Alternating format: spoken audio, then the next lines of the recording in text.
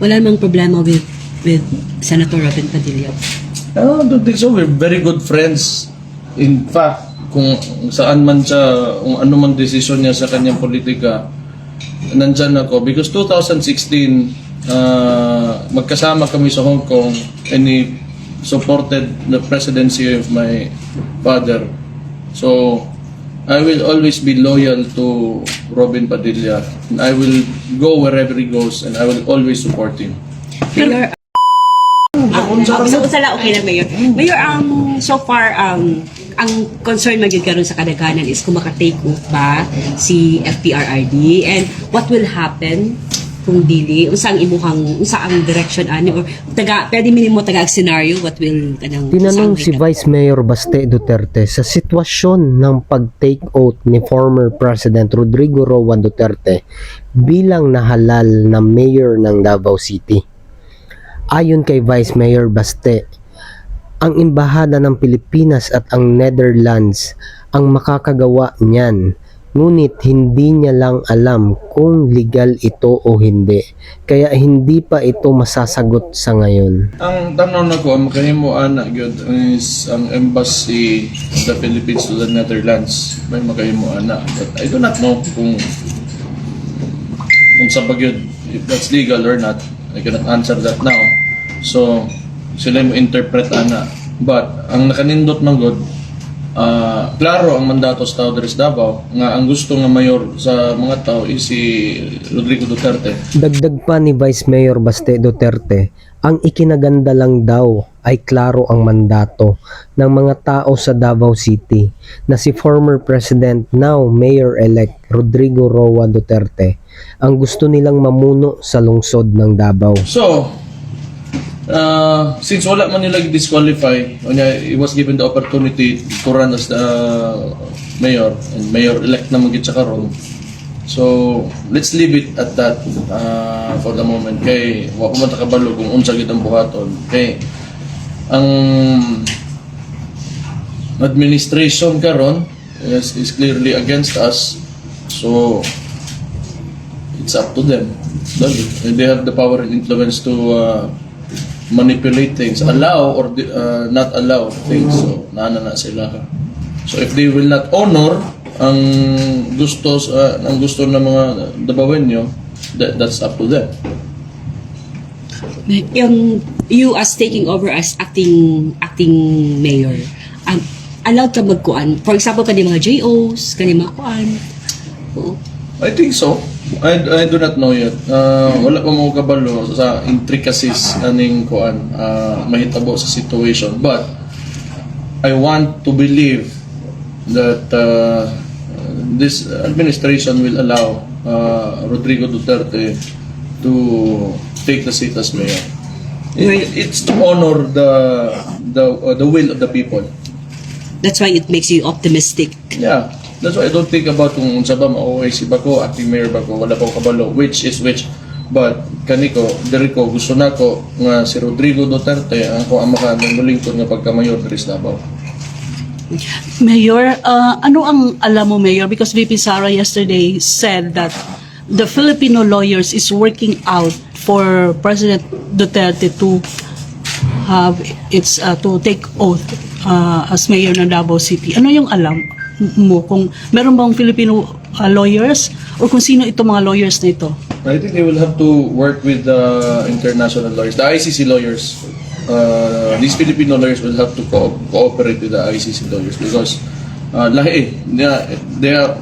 ICC has its own jurisdiction and they have their own rules and regulations, and we have to stitch that together so that it can happen. So, but I believe,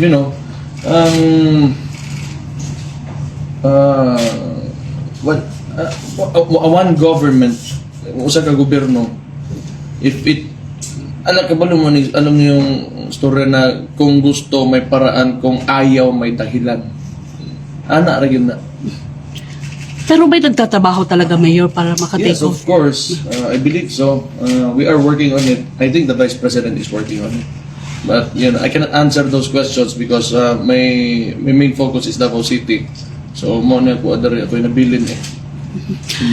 Mayor, kanina si Colonel Marantan had his Take siya exit call at the Davao City Council, and he said na naghahanap siya ng time para magkita kayo. Yes, nakita min ganyan. In fact, earlier today. Okay man. Actually, I'm not surprised kung what transpired during the elections, because as I stated earlier, the administration is against us. This is very clear, no? Bago ra ganit may nagtinupagay anak nila. But I think ang mga when Marantano was here, if he's still here, he did okay. He did everything that he could, to be fair. So I wish him luck in his career, and more power to him. So, yung replacement niya, may hand ka pa ba doon? That's impossible. They will never allow it. Kung maalala nyo, last year, they changed 3 city directors in 2 days without my consultation. And under the law, the city mayor should, be allowed to choose kung sino yung city director niya. And probably that won't happen.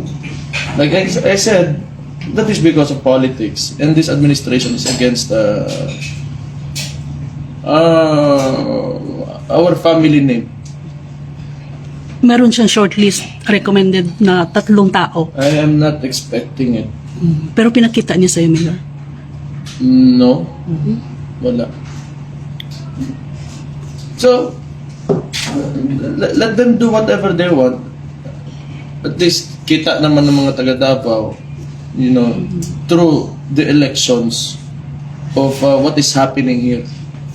Kasi kung if they succeeded in sabotaging my term as city mayor, edi sana nasa kanila yung boto, nasa kalaban, Nograles and the others. But the Davaoenos clearly manifested their what they want in the elections, and that is to continue this administration under Rodrigo Roa Duterte as mayor and me as the vice mayor of the city. Mayor, you are taking over as the acting president of PDP. What will happen, and Well, I will assume the position, of course, because there will be nobody left. So I will take this opportunity. PDP Laban is open to all, not exclusively to politicians or people in high places. So kung ordinaryo kang tao and you believe in making a greater country, and you have aspirations to, join us in building a country, if you are for federalism, you are welcome to join. So, managanta dire, kung mas marami tayo, mas okay to. are you saying? But I haven't talked to Robin Padilla yet. I do not know the details because this happened without me knowing. But it's okay. It's okay. Yeah. Wala namang problema with Senator Robin Padilla. I don't think so. We're very good friends. In fact, kung saan man siya, kung ano man desisyon niya sa kanyang politika, nandyan ako. Because 2016, magkasama kami sa Hong Kong, and he supported the presidency of my father.